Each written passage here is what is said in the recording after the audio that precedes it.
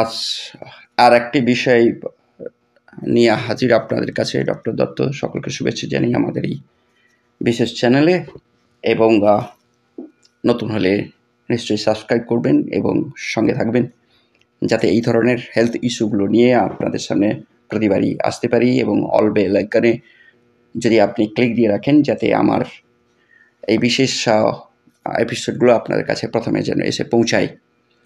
কমেন্টে লিখুন কোনো বিষয়ে জানার ইচ্ছে থাকলে, নিশ্চয়ই আমি নিয়ে আসবো, যাতে সহজে যেন এপিসোডগুলো আপনাদের কাছে পৌঁছায়, যাতে অনেকে উপকৃত হতে পারেন। আজকের বিষয় হচ্ছে বিশেষ করে চাঁদিপুরা ভাইরাস। এই ভাইরাসটা সকলের বিশেষ জানা নয়, কিন্তু ঝড়ের গতিতে বাড়ছে এই চাঁদিপুরা ভাইরাস। কেন সব থেকে বেশি হচ্ছে বিশেষ করে আক্রান্ত শিশুরা? ঝড়ের গতিতে ভারতে বেড়ে চলেছে চাঁদিপুরা ভাইরাস।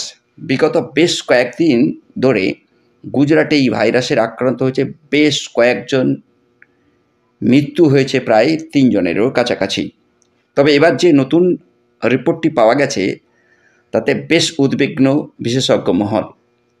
গত রবিবার পাওয়া রিপোর্ট থেকে জানা যায় গুজরাটে আরও 13 জন এই ভাইরাসে আক্রান্ত হয়েছেন।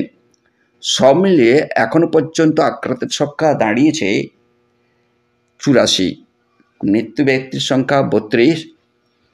শুধু গুজরাট নয়, পুনে থেকেও নতুন 9 জনে আক্রান্ত কথা জানা গেছে। তবে এই ভাইরাসটি একেবারেই নতুন নয়।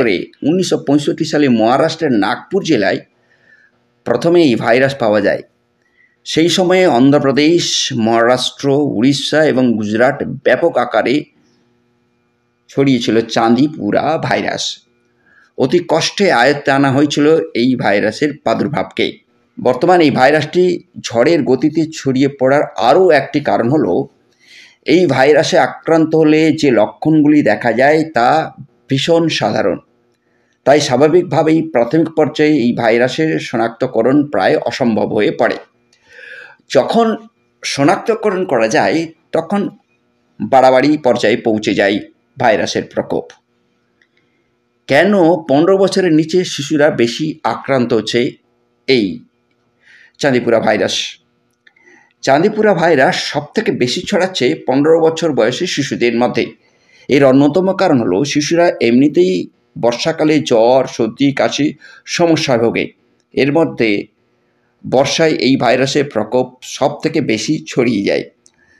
এছাড়া মাঠে ঘাটে শিশুরা প্রায়শই খেলাধুলাই করে, তখন সানফ্লাই বা বালি পোকা, যেটি কিনা এই ভাইরাসের বাহক, তাতে আক্রান্ত হওয়ার সময় অনেক বেশি বেড়ে যায়।